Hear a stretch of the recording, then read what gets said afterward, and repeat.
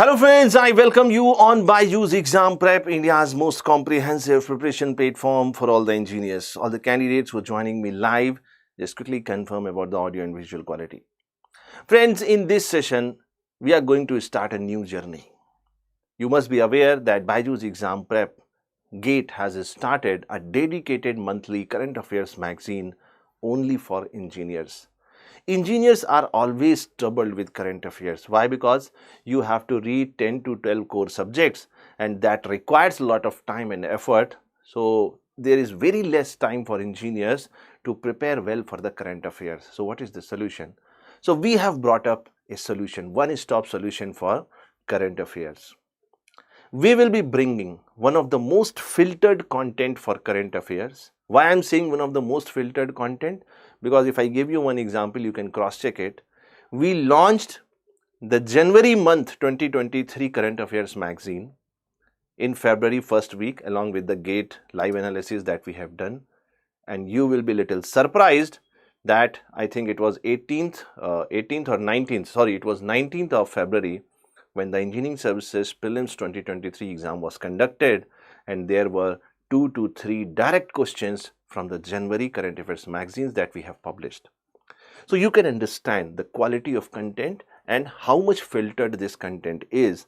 So you can rely on this monthly current affairs magazine from BYJU'S Exam Prep if you are aspiring for engineering services or various other PSU examinations wherever current affairs is going to be one important part. Now what we are doing in this session? Now this session is going to be a final compilation of the last month current affairs. First, we are starting with the January month, January 2023. After that, every month around 10th of that particular month, for example, 10th of March, maybe 10th of April, regularly you will be getting, apart from the monthly magazine, you will be getting this video where you will be getting a final compilation of all the important issues that we have discussed in that monthly magazine. So once you read that magazine, that is one part. Once you see this video, there will be a revision part also, and you can see this video multiple times. Okay, if you're not having that much bandwidth that you go and read the magazine carefully, then you can watch this video, and this video is going to span, I think, near about 1 hour, and I will try to make it more crisp and short so that you only focus on important points, and all the time I will be highlighting those areas from where questions can be framed. So everybody, let us start with the session. As I told you, first of all, we are starting with the January 2023 current affairs, and it is going to be a monthly affair, monthly current affairs for engineering services, various PSU's examination, and we are starting with January 2023. Some of you may be joining me for the first time, so there is a brief introduction about myself. My name is Ashutosh. As you can see on the screen, I have more than 12 years of teaching experience. I completed my MTech from IIT BHU in 2010. I have written a couple of books, and these are my areas of expertise. So let us start for January 2023, some of the important topics. If you are aware, because we are taking the reference of engineering services examination, the syllabus mentioned for the engineering services examination, it has broadly 3 areas: social, economic and industrial issues at the national and the international level. So that is how we are going to project these particular sessions. This is going to be a reference. This standard is going to be a reference, so that we can follow it every month, and you are also channelized that we are covering all the important ingredients required for your respective examination. Let us first start with the social issues. The first issue that I am going to discuss is related to the health, that is Ayushman Bharat Digital Mission. Now I would suggest you, whenever you read any question of current affairs, instead of running after the answer, you first try to understand the name itself. The name is going to give you a lot of details by your common sense, logic. He is saying Ayushman, okay, Bharat Digital Mission. Now Ayushman Bharat, very easily you can comprehend, it has something to do with your health, yes or no? When somebody touches elders' feet, so elders are saying Ayushman. Ayushman means you be healthy and live long. So it is something related to health and digital. So definitely the digital platforms are going to be used to strengthen the health infrastructure at the national or the state level, and this is nothing but the objective of this mission. The Ayushman Bharat Digital Mission aims to develop the backbone necessary to support the integrated digital health infrastructure of the country. It will bridge the existing gap amongst different stakeholders of the health ecosystem through digital highways. I want to give you a simple idea. Suppose you have a best doctor in a particular discipline. Can you ask that doctor to go to a rural remote area where there is no electricity? The nearby society is not that developed. Amenities are not there. Basic amenities are not there. So do you believe that doctor is going to go and serve in that remote village? No.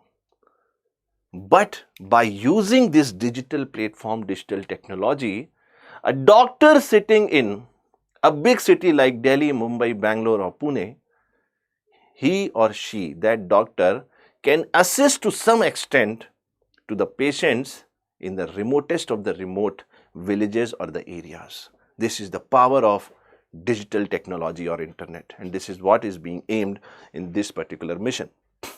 If you see this total idea about the Ayushman Bharat Digital Mission, the citizens are going to be at the center of the discussion, and you can see it collaborates with the hospitals, labs, TPAs or the insurance, health tech companies, doctors, modern medicine, Ayush means traditional practices, other practitioners, development partners, NGOs, associations, regulators, program managers, state government, central government. So every single player, every single stakeholder which may be an important,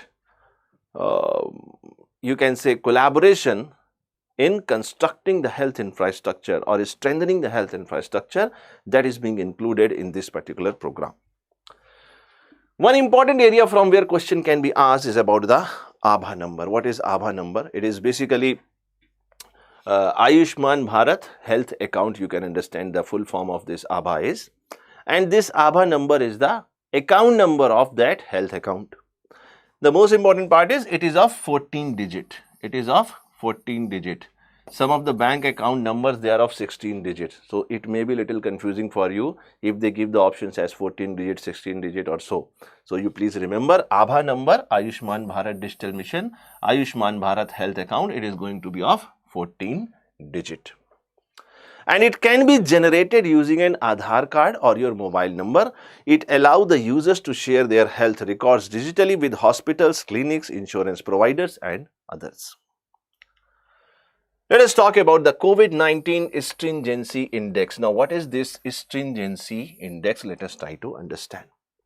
Whenever there is very interesting index, UPSC and other exams may be little inclined to ask a question on that.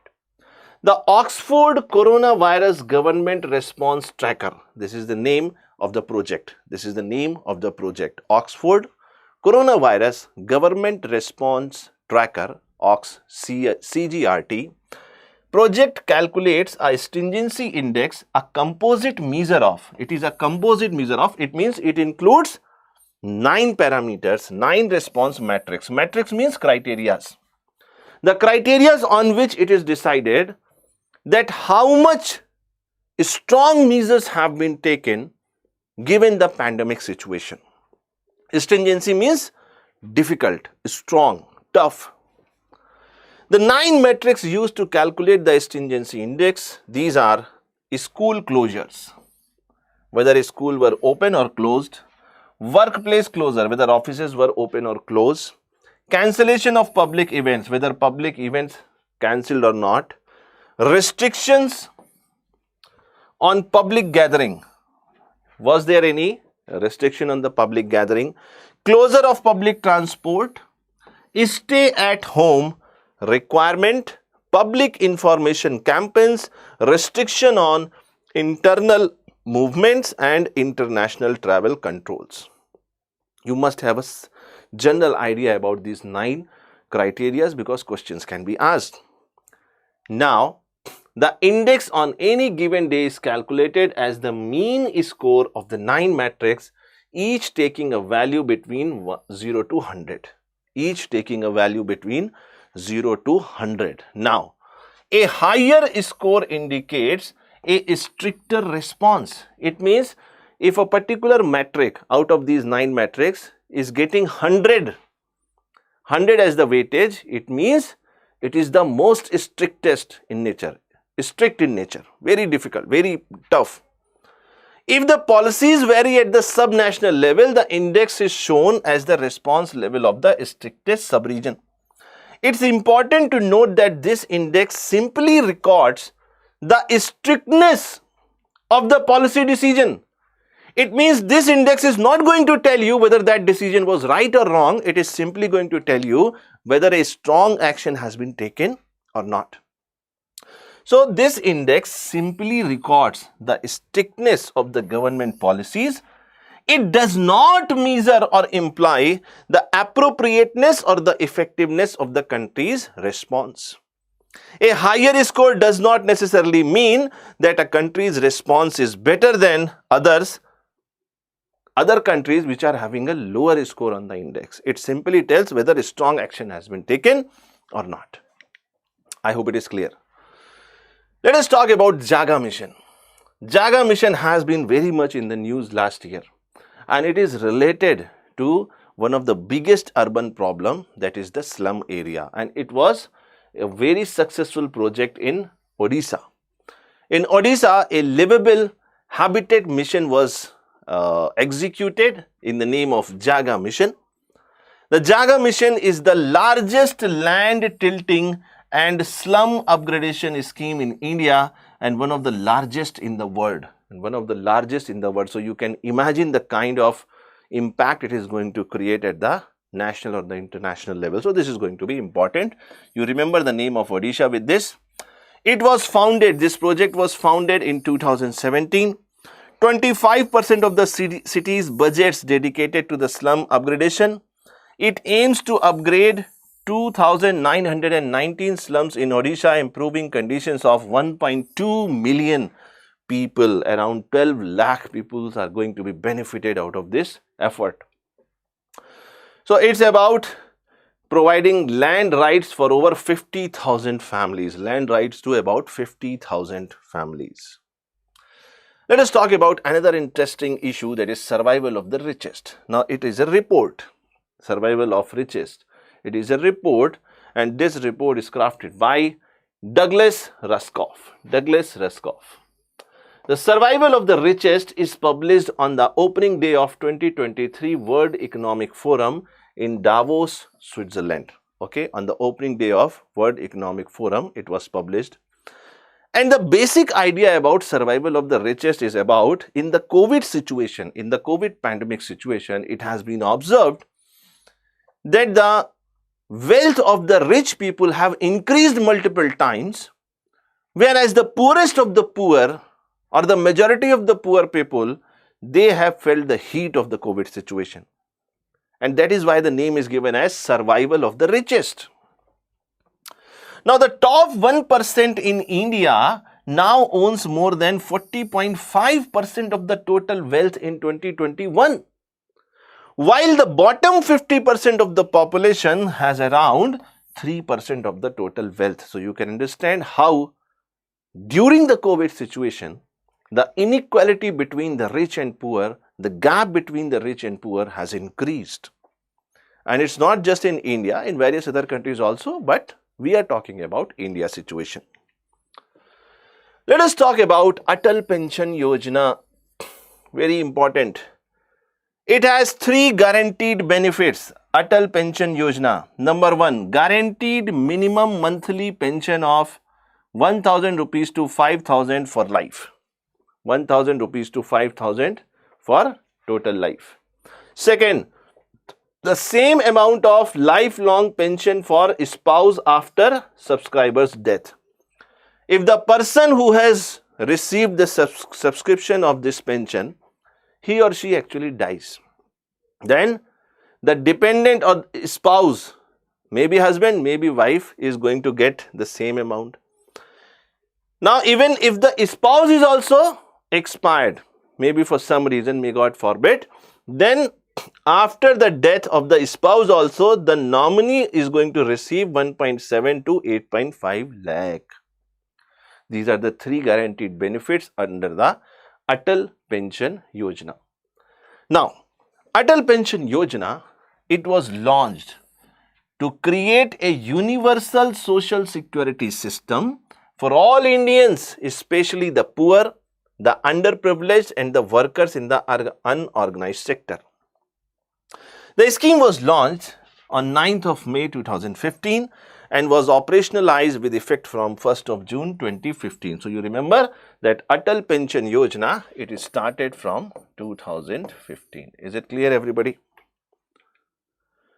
Further, Atal Pension Yojana is focused on all citizens in the unorganized sector. So, the basic focus is going to be on the unorganized sector who join the National Pension Scheme administered by the Pension Fund Regularity and Development Authority and who are not members of any statutory social security scheme. So, this is going to be applicable to those beneficiaries who are not receiving any other social security benefits. Atal Pension Yojana can be subscribed by any Indian. Now, there is the point from where question can be asked.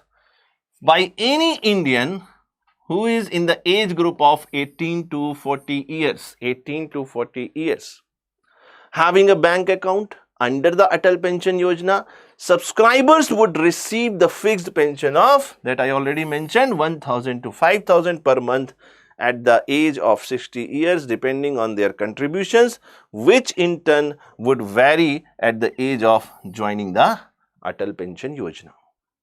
Now, I have mentioned some of the important social security measures and their comparison in a brief so that you can answer the questions. Pradhan Mantri Jeevan Jyoti Bima Yojana. It is a life insurance for individuals in the age group of 18 to 50 years. Please mention it. Take a short note. Pradhan Mantri Jeevan Jyoti Bima Yojana in the age group of 18 to 50 years worth rupees 2 lakh for rupees 330 per annum. Pradhan Mantri Suraksha Bima Yojana, it is an accidental insurance for individuals in the age group of 18 to 70 years worth rupees 2 lakh for 12 rupees per annum. Atal Pension Yojana, that is what we were discussing. It is the pension scheme for individuals in the 80 to 40 years. So, Pradhan Mantri Jeevan Jyoti Bima Yojana, 18 to 50 years, and this is a life insurance. Pradhan Mantri Suraksha Bima Yojana, Suraksha you can relate with accidental insurance, 18 to 70 years. And then Atal Pension Yojana, it is a pension scheme for individuals in the age bracket of 18 to 40 years. Next is India Stack. Now, what is India Stack? The moment you read this word, you may be a little confused. That is why question can be framed on this. India Stack is a moniker for a set of, it means it is a complete aggregation or set of open APIs and digital public goods that aim to unlock the economic primitives of identity, data and payments at a population scale. Let me make it little simple. So, India Stack simply means that it is going to be a single solution, a single platform where all your important identity datas and all other related government informations are going to be collaborated at one platform, so that you don't need to be confused and your identity is going to be fixed. Although the name of this project bears the word India, but the vision of India Stack is not limited to one country. It can be applied to any nation, be it a developed one or an emerging one. India Stack is the name used to describe a collection of disparate, means different technology, products and frameworks. The components of this collection are owned and maintained by different agencies. For example, Aadhaar products such as e-auth, e-authentication, e-KYC are owned by Unique ID Authority of India. E-sign is a technology specification which is maintained by the Ministry of Communication and Information Technology. DigiLocker is owned by the Ministry of Electronics and Information Technology. UPI is owned by National Payment Corporation of India. Very, very important. Very, very important. You may get a direct question. UPI is owned by the National Payments Corporation of India. We will talk about this later on also to some extent, but this is important. Next is the account aggregator. We will talk about this in little depth. The account aggregator framework is regulated by RBI and its technology standards are owned by RIBIT. RIBIT is Reserve Bank Information Technology Private Limited. Reserve Bank Information Technology Private Limited. That is RIBIT. So this is also going to be important, RIBIT. Okay.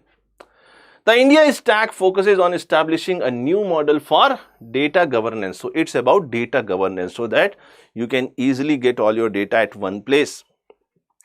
The policy framework known as data empowerment. So the policy framework is data empowerment and protection architecture. That is DEPA. Data empowerment and protection architecture to store the ownership and control over user data to its rightful owners. Okay. At its core, there are three main pillars that make up the DEPA platform. What is that? A landmark personal data protection bill. A landmark personal data protection bill which for the first time ever gives Indian citizens a number of rights pertaining to their data. So, personal data is going to be a rightful thing as per the Indian law, and it is going to come very soon and it is going to come for the first time. So, this is important for your exams and interviews.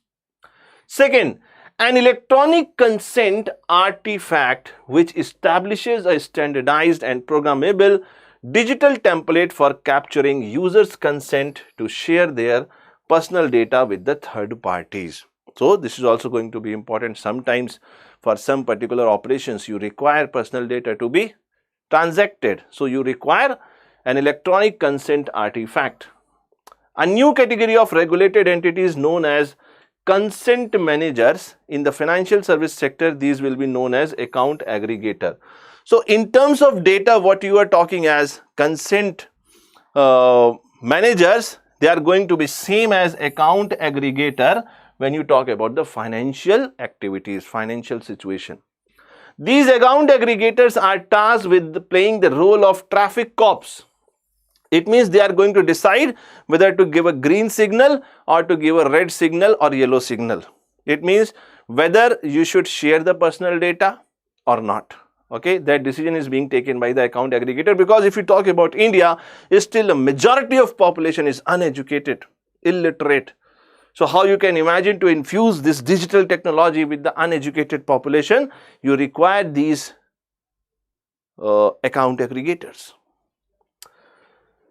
These traffic cops in a typical data value chain, they provide an interface to facilitate the easy sharing and consumption of data from various entities with their user consent. Now, this diagram is going to tell you how this account aggregator is going to function. You can see this is the user, and this user is going to give the consent to share the data to this account aggregator.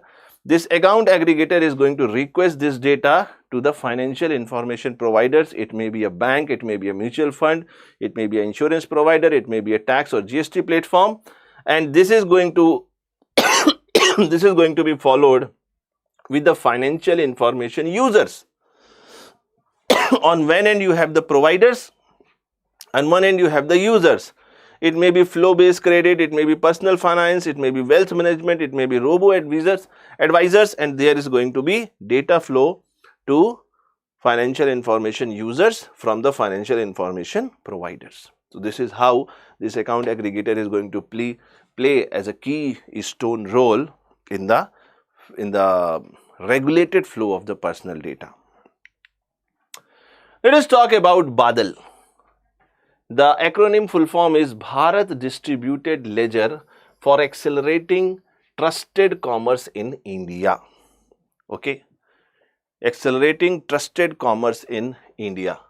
Badal is a techno-legal solution in the form of distributed ledger. Ledger means, you can say, it is a kind of register which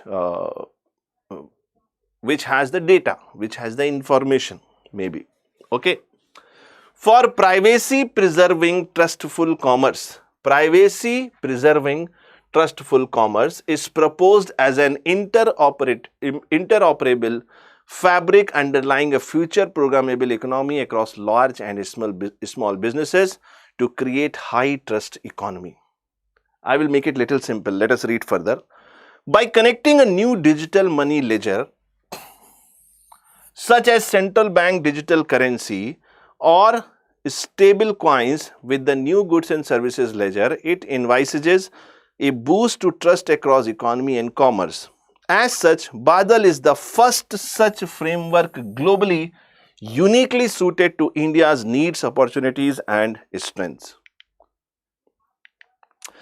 Now understand this, Badal is actually, it is going to be a platform on which the commercial transactions are going to happen, but it is going to be something which ensures at the same time the protection of the privacy while the transaction is being done, and it is going to be a digital money ledger. It is not going to be a physical money, it is going to be a digital money ledger such as central bank's digital currency or the stable coins. I hope it is little clear with you. Okay. Let us talk about celebrating a journey together, Bangladesh and the World Bank. Now, Bangladesh and World Bank, they have achieved a successful milestone. Why? Because the growth Bangladesh has got is because it has invested in the human capital. Bangladesh has invested in its women empowerment, and that is how it is very well said that if a woman is educated, her children are never going to be uneducated. So Bangladesh focused on empowering the women so that the overall country or the nation can be strengthened. Now Bangladesh tells the world a remarkable story of poverty reduction and development. From being one of the poorest nation at the time of inception, today Bangladesh is one of the fastest growing economies in the world. Its steady economic growth of over 6% per annum since 2000 has lifted millions of peoples out of the poverty. The country recognized early on that empowering women is crucial to ending poverty. Now, other countries are also going to follow or replicate this innovative female stipend program, which has become a role model for bringing girls into the school. Bangladesh reduced fertility rates from 6.1 births per woman in 1971 to 2.1 births in 2018. Another element of this success is how ready-made garment industry, the ready-made garment industry in Bangladesh, it has really kicked off a massive job creation in Bangladesh, especially for women.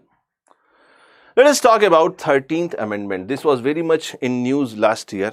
What is this 13th Amendment? Please try to understand. If you go to Sri Lanka, in Sri Lanka there is a region which is dominated by the Tamilian population, Tamil people's population. And these Tamil people, they have migrated from India to the Sri Lanka because it is very nearby. Now these Tamil people, they are like a minority in the Sri Lankan territory. Now since a long time there has been a demand between India and Sri Lanka that these Tamil people must be given some right. They must be respected as the equal citizen, and there has been lot of meetings and discussions and some you can say nation to nation cooperation was also there. Now this 13th Amendment is basically related to the Constitution of Sri Lanka. Let us try to understand how. The Sri Lankan President Ranil gave his support for the full implementation of the 13th Amendment to its constitution, which provides for the devolution of powers to the minority Tamil community. Devolution of powers means to allocate or disintegrate power and give power to them. India has been urging or requesting Sri Lanka to implement the 13th Amendment, which was brought in after the Indo-Sri Lanka Agreement in 1987. This amendment also made Sinhala and Tamil the official languages. Sinhala and Tamil the official languages of the country and declared English as the link language. Let us talk about the economic issues. So these were the important social issues for January 2023 month. Let us talk about International Year of Millets 2023. Now, India is going to lead the world because India is projecting itself as a pioneer in the International Year of Millets. Millets, I hope you understand, it is going to be the big size grains. If you compare it from wheat or rice, it is going to be a big size grain, and these millets are basically grown up in those areas which have scarcity of water. So even in the scarcity of water, these millets are going to be best grown, and they are very nutritious for our health because they are very rich in fibers and so many other health benefits. Now, 2023 has been declared as the International Year of Millets, and how India is going to dominate the world. India's Wealth Millets for Health 2023 has been declared as the International Year of Millets by United Nations on a proposal by India. India has given this proposal with the aim to create awareness about the health benefits of millets. If you talk about millets, the major millets in India, they are jowar, that is sorghum, bajra, that is pearl millet, and ragi, that is finger millet.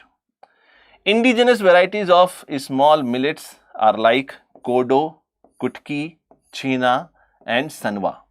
Okay, so if you get these names in the examination, don't think that these are your friend's name. These are millets name, small millets, kodo, kutki, china, sanwa. Earliest evidence found of millets in Indian Indus civilization is 3000 BC. 3000 BC. It was ancient food grains, first plant domesticated for foods. The climatic condition required for the best produce of millets is short growing. It is a short growing season, 70 to 100 days, as against 120 to 150 days for the paddy or wheat. Paddy or wheat. Paddy and wheat, it requires 120 to 150 days. This requires, millets require 70 to 100 days. Lower water requirements, their water requirements is less. It is 350 to 500 mm versus 600 to 1200 mm for paddy and wheat. It can grow even in the poor soil. If the soil texture is not good, then also it is going to be good. And the most important part, it is a kharif crop. Okay, you must be knowing that India has crop seasons. One is Rabi, one is Kharif. So it basically belongs to Kharif crop. Okay. Some of the types of millets are pearl millet, finger millet, barnyard millet, little millet, sorghum, kodo millet, foxtail millet. And you can see some of the important regions from where millets are going to be grown. The more green you see, more is going to be the production. For example, major producers in India include Rajasthan. Rajasthan has the highest production. Then Uttar Pradesh, then Andhra Pradesh, Telangana, Karnataka, Tamil Nadu, Maharashtra, Gujarat, and Haryana. India accounts for 20% of the world production. Total millets production world over, 20% is dominated by India.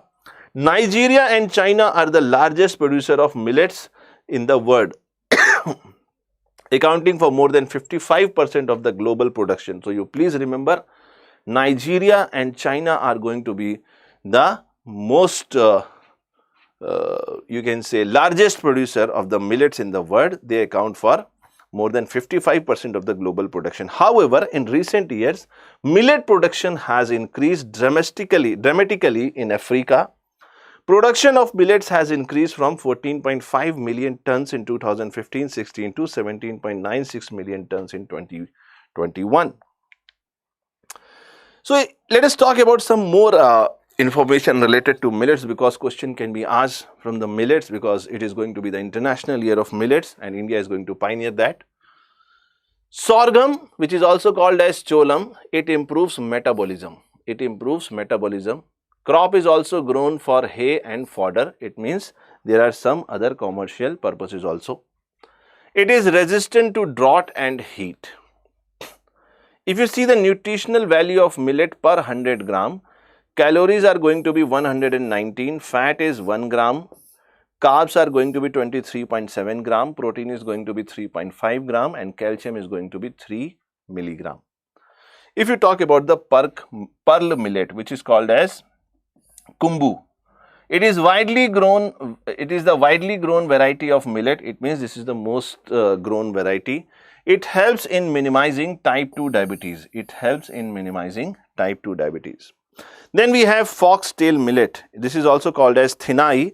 It is mostly grown in East Asia. Okay, foxtail millet, East Asia. It controls blood sugar and cholesterol. It controls blood sugar and cholesterol. Then we have ragi, finger millet. It is popular in South India. It is rich in calcium, protein and iron. It has antioxidant and anti-diabetic properties. Millets versus rice. Let us compare millets versus rice. Rice contains 130 calories per 100 gram as against 119 calories in millet. Rice is high in carbohydrates than millets. Millet has high calcium content than rice. So overall you can say millet is going to be more healthier than rice. So you can go to millets. Now, why millet? The crop is drought resistant. Millets are easily available and easy to store. It lowers the risk of cardiovascular disease. Millet is high in protein, vitamin B, iron, calcium and phytochemicals. Gluten-free, rich in antioxidant and easy to digest. Brings down the incidence of colon cancer, constipation and gastrointestinal complications. If you talk about kodo millet, which is also called as varagu, it is rich in polyphenols and antioxidant compound and fiber. It is good for diabetes. Barnyard millet, which is called kudi rivali, it is high in fiber, calcium and phosphorus. It has low glycemic index and helps in type 2 diabetes. Then we have little millet, which is called samal or samai, which is high in iron content, beneficial in diabetes and stomach related disease. Another type of millet is proso millet, which is called pani varagu. It is extensively cultivated in India, Nepal, Russia, Ukraine and Turkey. Is fit for dry land and no-till farming. So these are some of the important details about the millets, and I hope beyond this they are not going to ask the question. You revise it, okay, little bit, make short notes and revise it. Let us talk about the domestic systematically important banks, DSIBs. So these are the big banks, too big to fail. And it has been identified by the Reserve Bank of India. These banks are so big, if they fail, then the whole economy is going to be rambled. That is why they are not allowed to fail. And there are certain regulations and limitations beyond which these banks cannot go. The Reserve Bank of India announced that State Bank of India, ICICI Bank, HDFC Bank will continue to be identified as the domestic systematically important banks, DSIBs. There are 3 banks right now. State Bank of India, ICICI Bank and HDFC Bank. According to the central bank, DSIBs are financial institutions that are large enough where they cannot be allowed to fail, because if they fail, then the whole economy is going to be rambled. A failure of any of these banks can lead to the systematic and significant disruption of essential economic services across the country and can cause an economic panic. Let us talk about how these DSIBs are determined. Since 2015, RBI has been releasing the list of all DSIBs. They are classified into 5 buckets, okay, according to their importance to the national economy. In order to be listed as the DSIB, a bank needs to have assets that exceeds 2% of the national GDP. If a bank is going to have assets more than 2% of the national GDP, then it can be classified as DSIB. The banks are then further classified on the level of their importance across the 5 buckets. ICICI Bank and HDFC Bank are in bucket 1. Okay, these two banks are in bucket 1, while SBI falls in the bucket 3. And the bank which is going to fall in the bucket 5 is going to be the most important DSIPs. So, higher buckets means more important DSIPs. What is Vostro account? Vostro account is an account that a domestic bank holds for a foreign bank in the domestic bank's currency. Very, very important. Suppose this is India and there is some other country. Some other country is going to have a foreign bank. India is going to have a domestic bank for me. Now, the foreign bank having an account in India in the domestic bank so that transaction can be made, that is called Vostro account. A Vostro account is defined as an account that a correspondent bank holds on behalf of another bank. Domestic bank is holding on the behalf of foreign bank. Vostro is a Latin word that means your. Therefore, a Vostro account implies that it is your account, not my account. It is your account because this account is being holded in somebody else's name. An example of such an account would be HSBC Vostro account held in SBI in India.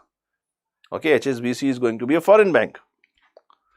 It is mostly used in settlement of foreign exchange. Obviously, it is going to be used for foreign exchange. What is foreign exchange?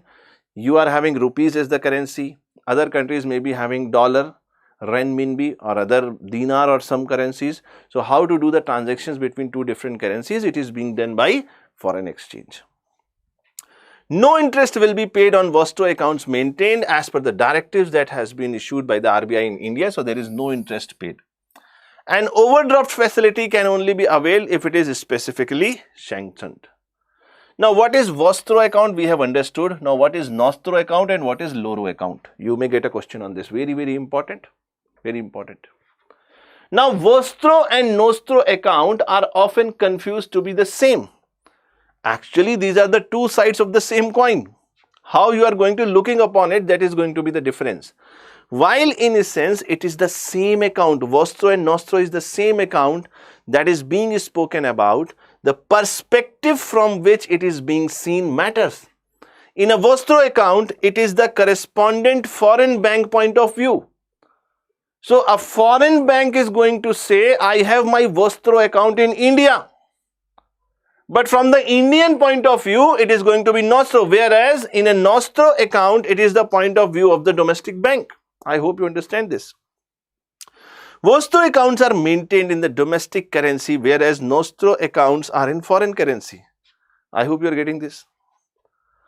A Loro account is a current account. Very important. Loro account is a current account that is maintained by one domestic bank for another domestic bank in the form of a third party account.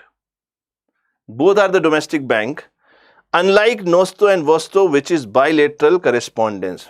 Vostro and Nostro are going to be between two different countries, whereas in case of Loro account, it is the account which is activated as a third account between two domestic banks, third party account between two domestic banks. What is showrooming? Showrooming refers to the practice of checking out a product in retail store before buying it from online retailers. So, most of you must be doing this. Before you buy anything from the online store, first you go to the offline store, check the quality and then you buy it online because you get more discounts in generally online. So, this is called showrooming. You can use this word to show that you are little smart and updated. What is Investor Risk Reduction Access? IRRA. Now, SEBI, that is Securities and Exchange Board of India, has asked stock exchange to set up an Investor Risk Reduction Access. From the name itself, you can understand Investor Risk Reduction Access. How the investors' risk can be reduced? Platform to enable investors to square off or close their open positions and cancel pending orders in case of a technical glitch at the stockbroker. So, it is going to strengthen the stakeholders, investors. Services to be available in case of disruption due to technical glitches or cyber attacks. IRRA platform to facilitate squaring off means closing of open positions or cancelling of pending orders. Stockbrokers can request the availability of the service. Stock exchange can also initiate it. Investors to have login access through PAN or UCC upon authorization via OTP. Stock exchange asked to set up the infrastructure by October 2023. So this is important because it is going to be established in October 2023. Let us talk about Bay of Bengal Initiative for Multi-Sectoral Technical and Economic Cooperation, in short, which is called as BIMSTEC. Now, why BIMSTEC is important, you will understand. What was the news recently? Why you may get a question on this.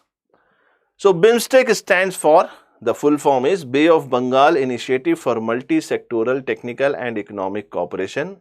It has 7 members. Okay, it has 7 member countries, that is India, Nepal, Bhutan, Myanmar, Bangladesh, Thailand and Sri Lanka. In Sri Lanka, the first summit was held in Thailand and Sri Lanka is the current chair. Sri Lanka is the current chair and first summit was held in Thailand. It was founded in 1997 through Bangkok Declaration. The importance of BIMSTEC, it accounts for 22% of the world's population. You can understand. Combined GDP is 2.7 trillion. 1/4 of the world's traded goods cross the bay every year. 6 focus areas are trade, technology, energy, transport, tourism and fisheries. The Bay of Bengal Initiative for Multi-Sectoral Technical and Economic Cooperation is a regional organization. It is a regional organization. It is not world organization. Okay, it includes only some members. That was established on 6th of June 1997. The year is important, with the signing off of Bangkok Declaration. Okay. Initially, it was known as BIST ESE. What is BIST ESE? It was Bangladesh, India, Sri Lanka and Thailand Economic Cooperation. The organization is now known as BIMSTEC and it comprises 7 member states with the admission of Myanmar. Myanmar is the last one on 22nd December 1997 and then Bhutan and Nepal in February 2004. So, Bhutan and Nepal are going to be the last members to be added in 2004. Now, what is G20 Bhopal Declaration? It is important. India's presidency of G20 is a unique opportunity to galvanize the change, sustainable development for all with the special focus on children. Okay. The Bhopal Declaration of G20 under Think 20 meet also calls for investment in early childhood and adolescence and can be powerful driver of inclusive economic growth. It calls for inclusive development where every human being is a part of technology and green-led economic growth and development in the spirit of one earth, one family, one future. Now, how the question is going to be asked? Question is going to be asked from this. Bhopal Declaration, the agenda of G20 is one earth, one family, one future. You have to remember this. And it is focused on inclusive growth, focusing on children development. The key recommendations of the Bhopal Declaration include the need for development transformation to support transition towards global South. It means South is going to be important. You understand South? South means countries which are developing, underdeveloped. Those countries are going to be the next center of power in world politics. Okay. For a long period of time, for hundreds of years, the North has dominated, like Europe, America, they have dominated. Now it's the time for South. So it's about global South and global governance for life. Life stands for lifestyle for environment and responsible consumption. Bhopal Declaration has also emphasized promoting traditional medicine system like Ayush and encouraging value-oriented development in infrastructural projects. One of the key emphasis of Indian presidency in 2023 is to voice the needs and perspective of global South in G20 so that India takes a predominant role in leading the South countries, Southern countries. Given the fact that till 2025, the presidency of G20 will be with an emerging market economy Brazil is going to take in 2024 and South Africa in 2025. Right now, presidency is with India, 2023. The first SHEPRA meeting, this is also important, Udaipur, Rajasthan, it set the stage for the important conversations on some of the most pressing issues of our time, including technological transformation, green development, so many things that we have discussed. Now, what is Black Sea Green Initiative? This is very interesting, very important. Geography is going to be important in this. And we'll discuss about some important geography details which can be asked in your examination. Black Sea, you must remember Black Sea Green Initiative Joint Coordination Center, an unprecedented agreement on the resumption. Okay, resumption means again it started of Ukrainian grain exports via Black Sea amid the ongoing war is a beacon of hope. Beacon of hope means it is a possible hope that world desperately needs right now. Now, what is happening? I will show you this passage, okay, how this transaction or trade with the Black Sea is going to reduce the prices, because whenever a country is hit with war, the prices are going to rise like anything, and it is actually the heat is felt by the poor. Okay, so if this is allowed, and this is actually allowed, then prices are going to be controlled. The United Nations plan, which also paves the way for Russian food and fertilizers to reach the global markets, will help to stabilize the spiraling food prices worldwide and to stave off famine affecting millions. The initiative specifically allows for significant volumes of commercial food exports from 3 key Ukrainian ports in the Black Sea, that is Odessa, it is Kornomorsk and Yuzhny. Very difficult name. Ukrainian vessels will guide the cargo ships into the international waters of the Black Sea, avoiding mined areas. The vessels will then proceed towards the Bosporus Strait. We are going to talk about this. Bosporus Strait along an agreed corridor. What is this Bosporus Strait? Let us focus on the diagram. Now, this is the Sea of Marmara. This is the Sea of Marmara. This is the Black Sea. And you can see it acts as a boundary between Europe and the Middle East, you can say. Now, you see this Sea of Marmara is going to divide Turkey into 2 parts, and this passage is called, let me use the red color. This passage, a small passage, is called the Bosporus Strait. Strait means a very narrow passage, okay. Very narrow passage, we connects 2 water bodies, that is called as a strait. Okay. So, Bosporus Strait is a natural strait and an internationally significant waterway located in Istanbul in the northwest Turkey. It forms a part of continental boundary between Asia and Europe. Sorry, it's not Middle East, it's continental boundary between Asia and Europe. Let me use the other color. It divides Turkey by separating Anatolia from Thrace. It is the world's narrowest strait used for international navigation. It's world's narrowest strait to be used for international navigation.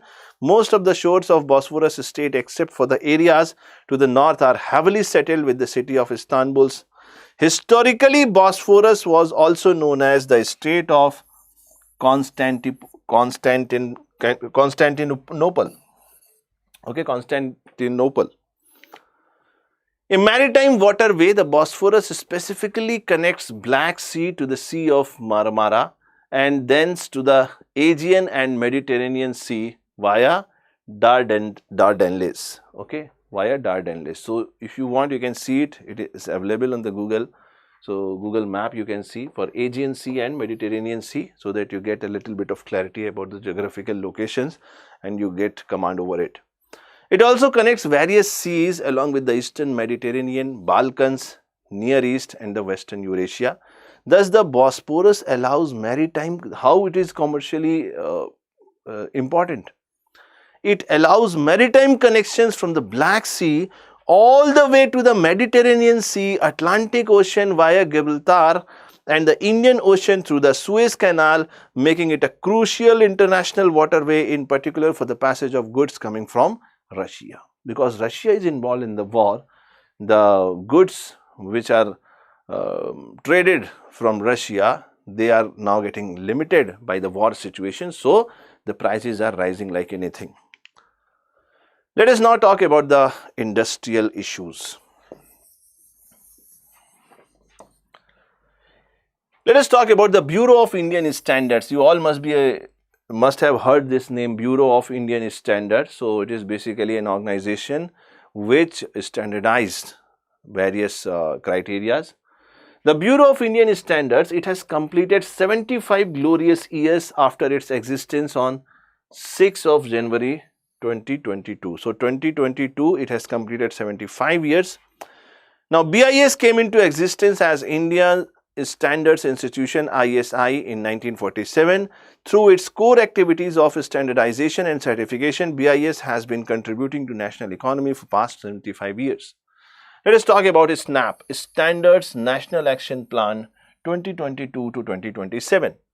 It aims to serve as a strong foundation for the standardization to meet the emerging technologies and concerns of sustainability and climate change.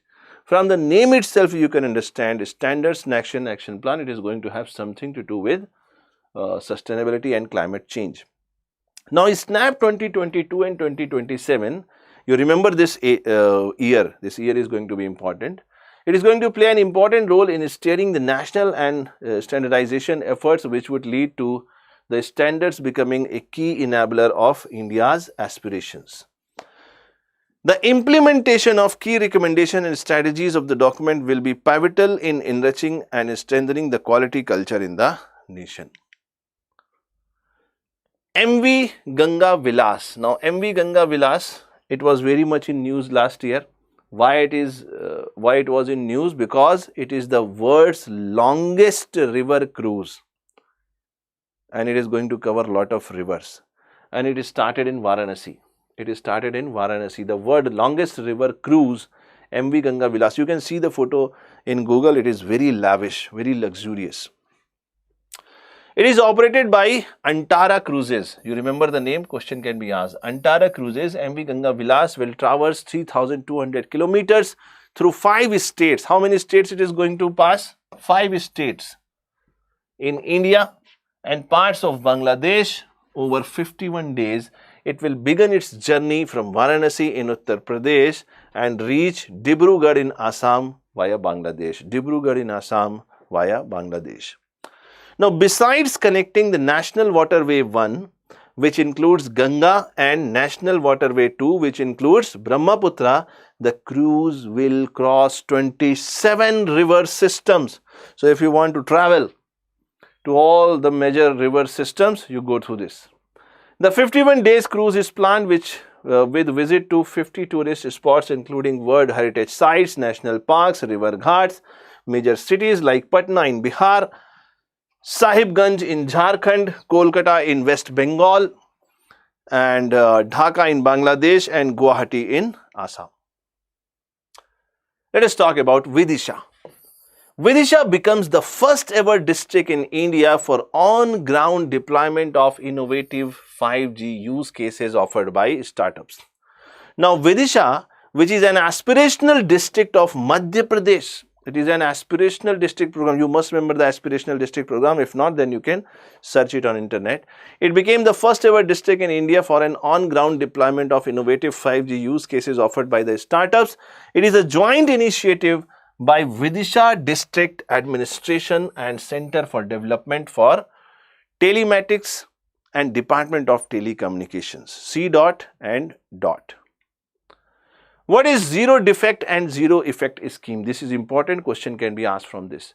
Zero defect and zero effect manufacturing, it can lead MSMEs to assure customers reduce wastage substantially and increase productivity, expand their markets apart from saving on energy. So, zero defect, zero effect means you are focusing on quality and at the same time you are reducing the wastage.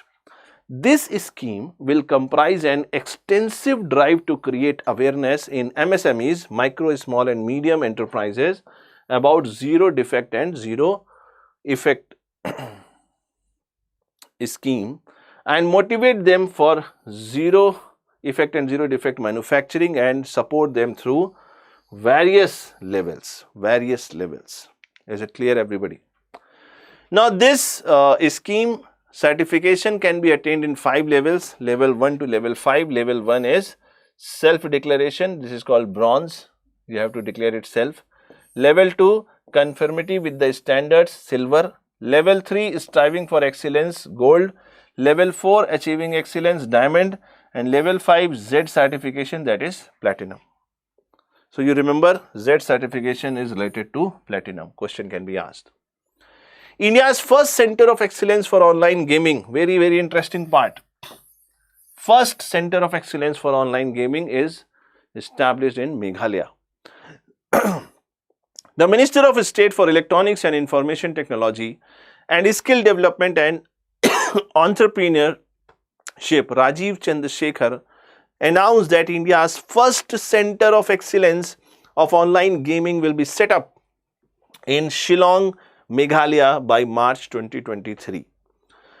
The Center of Excellence will be set up under the Digital India Startup Hub with the Software Technology Parks of India, that is STPI. The STPI was set up in 1991 as an autonomous society in the field of science and technology under METI, that is Minister of State for Electronics and Information Technology. Let us talk about the India-US Startup Setu. It is basically a program which is going to strengthen the entrepreneurial skills in the India. Okay. The program aims to provide mentorship and customized assistance with deal flow of the best startups from across India to US-based investors and startup ecosystem leaders. The mentorship, advisory, assistance, resilience and growth, this is in short called as MARG. So we are very good in giving new names: mentorship, advisory, assistance, resilience and growth. It is a single stop solution finder for startups in India. The portal, this is a portal that is called as Setu. It is developed with the idea to be accessible from every corner of the country to connect with a mentor. The mentor will offer human intelligence in guiding the startups, and the value of human intelligence is irreparable. So it is like a Shark Tank. Okay, it is an official Shark Tank, you can understand. This portal is developed for startups in India that can be accessed from every corner of the country. To request and connect with the mentor, the core feature of the portal includes the ease of access. The entire application process is enabled at a single go for the users that can be accessed using a desktop or mobile device. Artificial intelligence for matchmaking. Matchmaking means the right inquiry has to meet the right mentor. Okay, they should meet, then only the problem is going to be solved. So this is done by artificial intelligence. Then there is scheduling. The user can schedule meetings virtually. Host master classes. So if there is a need to get some expert training also, then you can go for master classes. User custom dashboard, user specific logins to see the relevant information. It's like FAQ, frequently asked questions. Okay. Then you have cohort based programs, exclusive programs that can be hosted on the portal that will allow startup ecosystem enablers to collaborate with each other. Outcome driven activities and transparency. So these are general things you can understand. So basically this Setu app and MARG portal, it is going to provide a platform for the entrepreneurs to connect to the investors in US and get the mentorship that how they can best run their enterprises. Then we have Pradhan Mantri Kaushal Vikas Yojana from 2016 to 2020. This is going to be one important area from where question can be expected. Pradhan Mantri Kaushal Vikas Yojana 2016 to 2020 is a modified and improved version of Pradhan Mantri Kaushal Vikas Yojana 2015 and 16. It is a flagship outcome based skill training, outcome based, okay, skill training scheme of the Ministry of Skill Development and Entrepreneurship. So please remember the ministry, because sometimes they are giving the scheme and asking which ministry is going to handle it. The skill certification scheme aims to enable and mobilize a large number of India youth to take up skill training and become employable. So it's all about skilling the youth. The scheme will be implemented through NSDC, National Skill Development Corporation. Now what is this Pradhan Mantri Kaushal Vikas Yojana 3.0? It is going to be 2021. The first version of Pradhan Mantri Kaushal Vikas Yojana scheme was launched in 2015. Please remember, the first version was launched in 2015 and it provided free short duration skill training. It gave incentives by providing monetary rewards for the youth for skill certification. After the successful implementation of Pradhan Mantri Kaushal Vikas Yojana in 15-16, the learnings from the past, Pradhan Mantri Kaushal Vikas Yojana 2.0 was launched, which ranges from 16 to 20 by scaling up the sectors, geographies and by greater alignment with the other missions and programs of the Government of India such as Make in India, Digital India, Swachh Bharat Mission, etc. Now, Pradhan Mantri Kaushal Vikas Yojana 2.0 is being implemented since 15 July 16 and was scheduled to be completed by 31st March 2020. The scheme has been extended for 1 year for skilling of migrant workers. So, now the focus is going to be on migrant workers. Please remember. Now, based on the learnings of Pradhan Mantri Kaushal Vikas Yojana 2.0 and to reorient the scheme to be in sync with the present scenario of policy changes and changing priority in different sectors, it is decided to speed up the implementation of Pradhan Mantri Kaushal Vikas Yojana 3.0. The scheme shall be implemented in 2 phases. The first phase is going to be from 20 and 21, okay, implemented on pilot basis, and this is known as Pradhan Mantri Kaushal Vikas Yojana 3.0 2021. Now, this scheme shall initiate the creation of implementation framework for the second phase, that is 2021 to 26. The second phase is going to be 2021 to 26 of the scheme. The guideline document is meant for the first phase of PMKY 3.0 2021. What is the objective of this scheme? So, basic things: creates an ecosystem for the youth so that you get the informed choices, available skilling, provide support for the youth for skill training and certification, promote sustainable skill centers, benefits 8 lakh youths over a scheme period 2021. What are the targeted beneficiaries? This scheme is, now this is from where question is going to be asked. This is from where question is going to be asked. The scheme is applicable to any candidate of Indian nationality. This is important. Only nationals are going to get this. And the range of age is 15 to 45 years. The possessions of Aadhaar card and Aadhaar linked bank account is required. It fulfills other criteria for the respective job role as defined by the awarding body. I hope it is clear. The next one is BHAROS, BHAR-OS. So basically it is Bharat Indigenous Operating System versus the Android system. Okay, you may be not aware about this, but it is being developed indigenously in India and it is going to be an alternate to the Android software which most of the people are using in their mobile. So BHAR-OS is Indigenous Mobile Operating System, unveiling of BHAR-OS, India's very own mobile operating system. It is contrary to the Google Android, which is owned by multinational company Google. BHAR-OS is created by J&K Operations Private Limited, incubated by IIT Madras Pravartak Technologies Foundation, which is a non-for-profit organization established by IIT Madras. BHAR-OS is a Linux kernel-based operating system which is similar to the Android, but there are few differences. For example, unlike Android, it does not come with the preloaded apps. Android is equipped with the preloaded apps, giving users the freedom to choose and download the apps they want. So you have the freedom, whatever app you want, you can download and use it. It has the adaptability.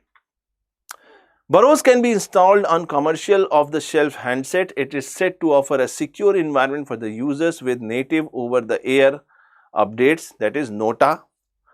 BARC provides access to trusted apps from organization-specific private app store services, which is called PaaS.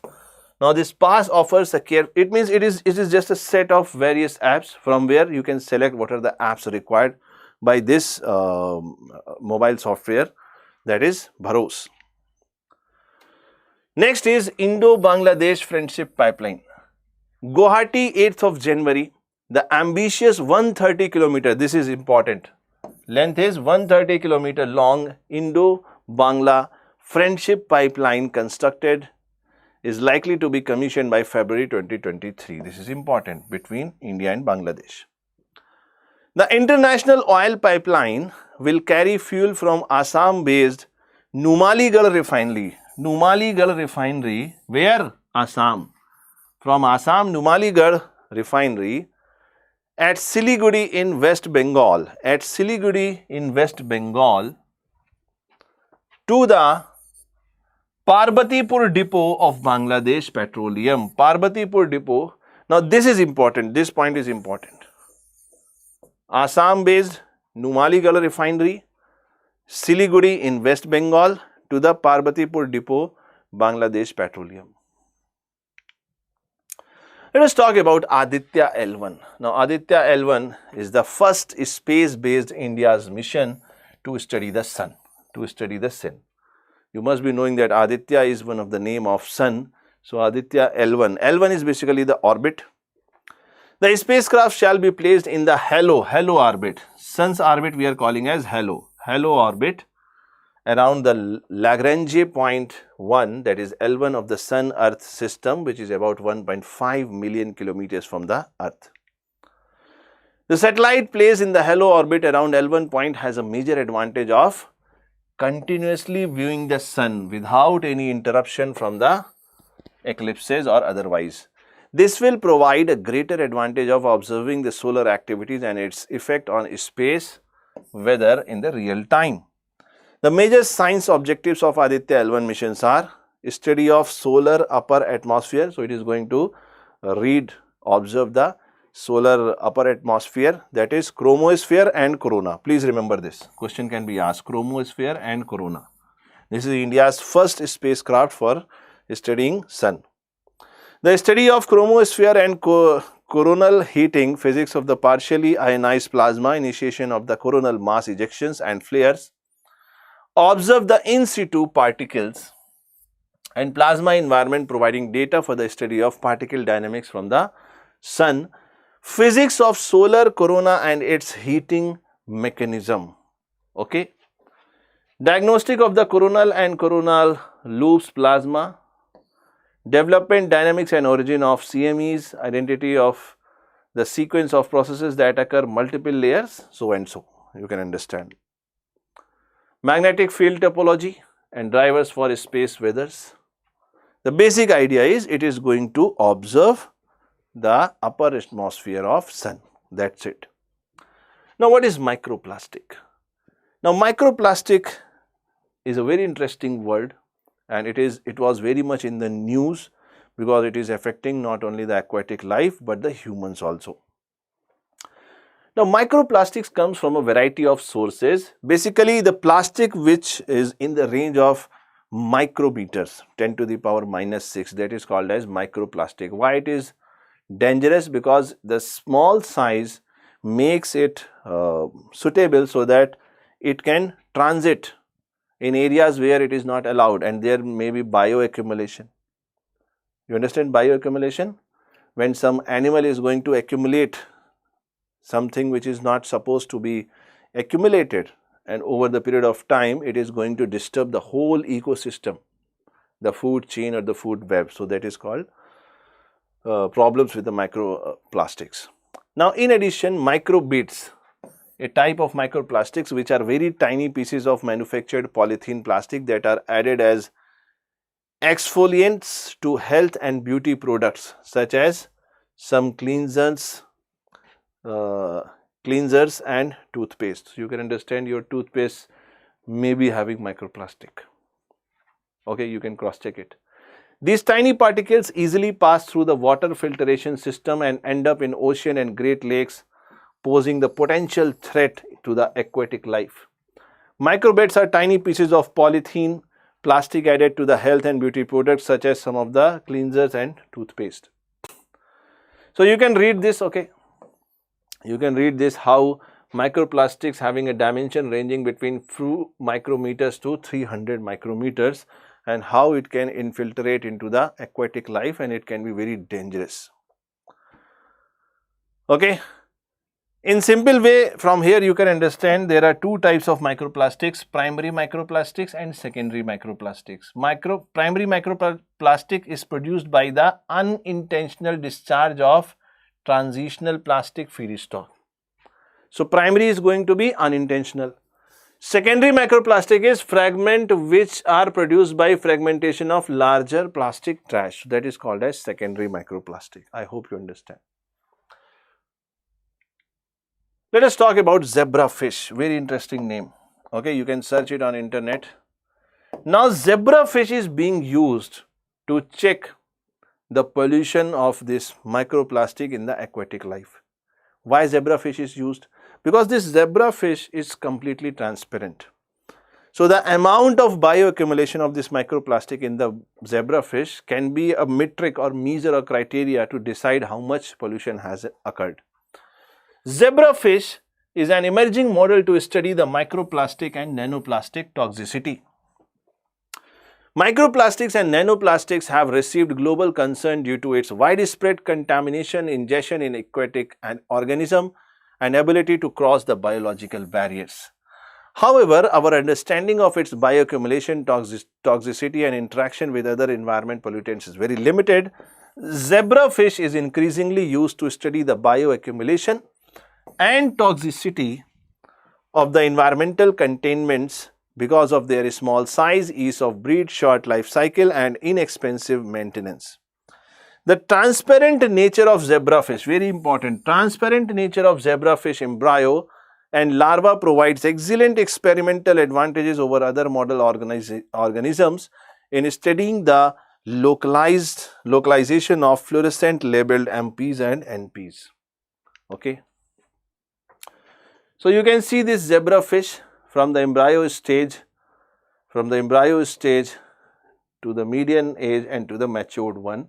The toxicity endpoints, the different colors are going to represent the different toxicity level and because of its transparent nature, it can be observed from its fluorescence. Let us talk about the Montreal Protocol. I hope you all must be aware that Montreal Protocol is focusing on substances that deplete the ozone layer. It was very much in the news, that is why I took it.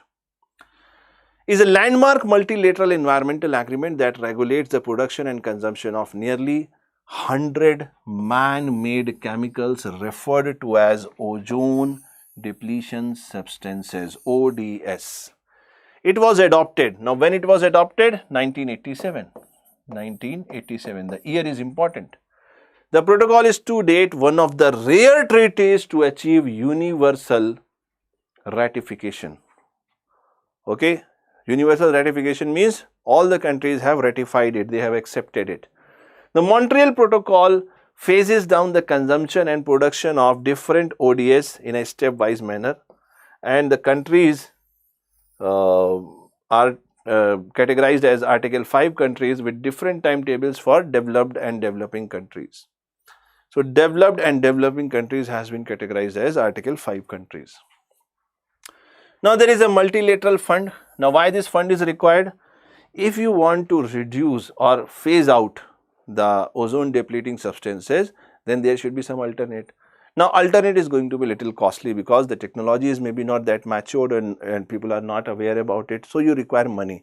That money to reduce the ozone depletion substances will be coming from multilateral fund. You can read about it. I think it is so much details, you can read about it. Phase out of HCFCs. HCFC stands for hydrochlorofluorocarbons. Hydrochlorofluorocarbons. Please understand the difference. At the same time, you have Kigali Amendment. This can be asked. Kigali Amendment, which focuses on phase down of HFCs. Now, HCFC is different. HCFC is different and HFC is different. Another group of substances which are called as hydrofluorocarbons, they were introduced as non-ozone depleting alternatives to support the timely phase out of CFCs, chlorofluorocarbons and hydrochlorofluorocarbons. HFCs are now widespread in air conditioner, refrigerators, aerosols, foams and other products. While these chemicals do not deplete the stratospheric ozone layer, some of them have high global warming. Okay, they are very dangerous in terms of global warming, ranging from 12 to 14,000. Okay, so the parties, it is members to the Montreal Protocol, they reached an agreement at their 28th meeting at the parties on 15th of October 2016 in Kigali in Rwanda. Kigali is in Rwanda and it is very famous. This is for HFCs. Please remember this. You will get a question. I am saying you will get a question. Very, very important. Okay. Let us talk about Bhitarkanika National Park. It was in news. So you can read about these details. I am not going to go to the much deeper. You can read about it. Okay. You have the magazine also. You can read it from the magazine also. These are basic details I have included. Some important part I am going to tell you. They are asking about flora, plants, mangrove species, okay, grasses like indigo bush. Fauna means animal. It is basically, Bhitarkanika is basically famous for saltwater crocodiles, Indian python, black ibis, wild boar, rhesus monkey and so many other. Where it is situated? It is situated in the Eastern Kendarpa district of Odisha, Bhitarkanika National Park. Okay. It has a turtle sanctuary also. It is very famous for the Gadimala. Okay. Gahirmatha beach for olive ridley turtles. Okay. It is very famous. Then let us talk about Buxwaha forest. Buxwaha forest was also in news. Okay. You find very interesting things. It is in Madhya Pradesh. Buxwaha forest. Why it is important? Recently there was a news. Now there is a diamond mine. Buxwaha forest, it is the area where there is a big diamond mine. The proposed Bunder diamond block in the Chhatarpur district of Madhya Pradesh is a diamond mine project which is now with Aditya Birla Group. SL Mining Industries Limited is facing protest over the ecological concerns. Because of that diamond mine, the ecology, or you can say forests, are being destroyed and the protest is to avoid that. It is noted that the project, once operational, has the potential to become one of the largest diamond mines in the Asian region. One of the largest Asian mines in the Asian region. So you can remember this Chhatarpur district, Madhya Pradesh, Buxwaha forest. Is it clear, everybody? Next is Persicines. What is Persicines? Very interesting. So basically it is a fish catching technology. You can see in the diagram. It is a large net and it goes vertical. It goes vertical, and when there is a large school of fish, okay, the group of fishes is called a school of fish. It is closed so that it becomes a bucket like this. And within no time, a very large number of fishes are being caught. Now, why it is in news, please try to understand. Because of this heavy fishing, there are some problems. What are the problems? The problem is, let me tell you the real problem. There are some,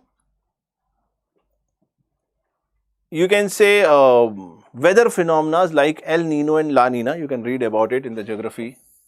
El Nino and La Nina. Now, whenever there is El Nino, listen very carefully. I am going to tell you the crux. Okay, I am going to tell you the crux. Whenever there is the El Nino situation, India is going to have drought. India is going to have drought. There is another condition which is called La Nina. Whenever there is La Nina situation, India is going to have more rain. India is going to see flood. Okay. So because of this El Nino phenomena, so that India is getting less water, there is a decline in the catch of fishes in the last 10 years. It means fishes are less in the water. And the big fisheries companies, they are using Perseidae to catch most of the fishes. Now the local communities, they are not getting the fishes, and it is very important fish in Kerala. Okay. So there was a matter in the Supreme Court, and Supreme Court has allowed Perseidae fishing beyond territorial waters of Tamil Nadu. Okay, within the territorial waters, they cannot use this fishing technology. Beyond the territorial water, they can use. Is it clear, everybody? Now, the United Nations Convention on the Law of the Seas UNCLOS defines an exclusive economic zone as generally extending 200 nautical miles from the shore, within which the coastal state has the right to explore and exploit. Let us talk about the sovereign green bonds. As I told you, as there is a climate change and global warming, the developed countries want to push their money because they cannot change their track suddenly. Now, developing countries are about to explore the industrial phase, and it is said that if developing countries again followed the path of developed countries, there will be more and more global warming, climate change consequences.